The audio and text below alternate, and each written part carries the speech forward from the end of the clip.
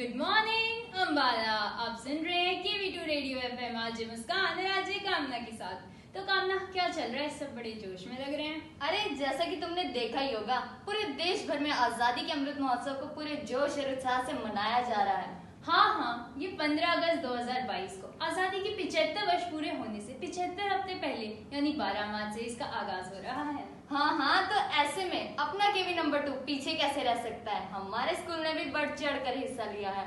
School में आजादी से संबंधित बड़े बड़े बैनर्स और अनेक प्रतियोगिताएं आयोजित हो रही हैं।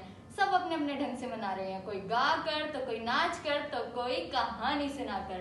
तो इसी के साथ आज हम आपको ले चलते हैं असम की एक स्वतंत्रता सेनानी कनकलता बरुआ, जिन्होंने मात्र 17 साल की उम्र में अपने प्राणों का बलिदान देकर भारतीय अस्मिता के प्रतीक तिरंगे को झुकने नहीं दिया।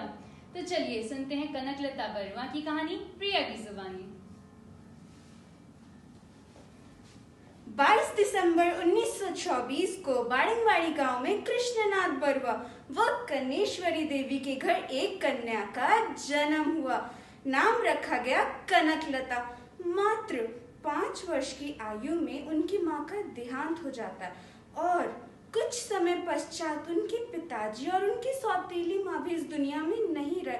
अत्यंत कठिन परिस्थितियों में उनका पालन पोषण उनकी नानी के द्वारा किया गया।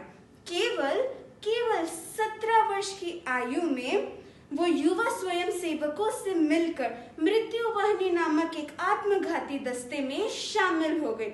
नेताजी सुभाष चंद्र बोस के आजाद हिंद फौज में उनकी शामिल होने की याचिका को इस आधार पर खारिज कर दिया गया कि वो अभी नाबालिग है।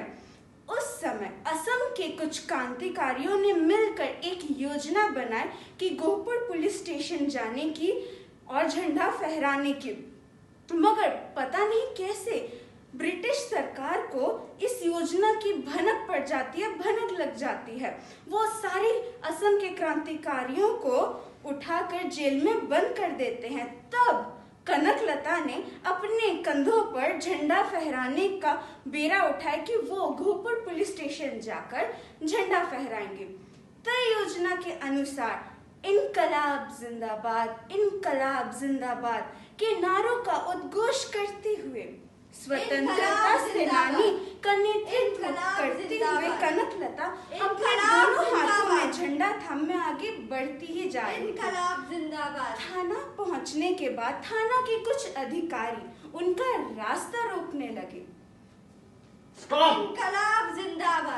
इनकलाब जिंदाबाद। उन्हीं में से एक थानेदार था PM सोम, जो बहुत ही ज्यादा सख्त था। वो कनकलता के लाख समझाने पर भी नहीं माना और आगे बढ़ने पर गोली मारने की चेतावनी दे डाली। चारों तरफ अफरा तफरी मच जाती है, आसमान में गोलियां चलती हैं। तभी अचानक से बोगी कछाड़ी नामक एक सिपाही द्वारा चली गोली कनकलता के सीने को भेद जाती है। फायर! इनकलाब जिंदाबाद। तभी ये कनकलता हार नहीं मानती। ये वीरांगना तभी झंडा फहराती और अपने प्राणों की आहुति दे दी इन्होंने अपने राष्ट्र के लिए।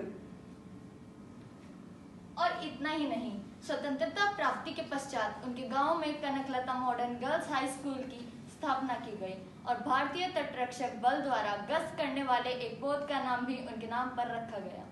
जिस तरह कनकलता बरुआ ने देश के लिए अपने प्राण न्यौछावर किए, उसी तरह अनेक वीरांगनाओं ने स्वतंत्रता संग्राम रूपी यज्ञ में अपने प्राणों की आहुति दी। परंतु बड़े दुर्भाग्य की बात है, हम केवल कुछ ही वीर वीरांगनाओं के शौर्य की गाथा को व्यापक रूप से जनमानस में प्रसारित कर पाए। तो कैसी लगी आपको आज की कहानी? मुझे SMS कीजिए 4521 पर और सुनते रहिए KV2 FM विद RJ मुस्कान और RJ कामना के साथ। तो मिलते हैं अगले हफ्ते ऐसी एक नई कहानी के साथ। तब तक के लिए जय हिंद।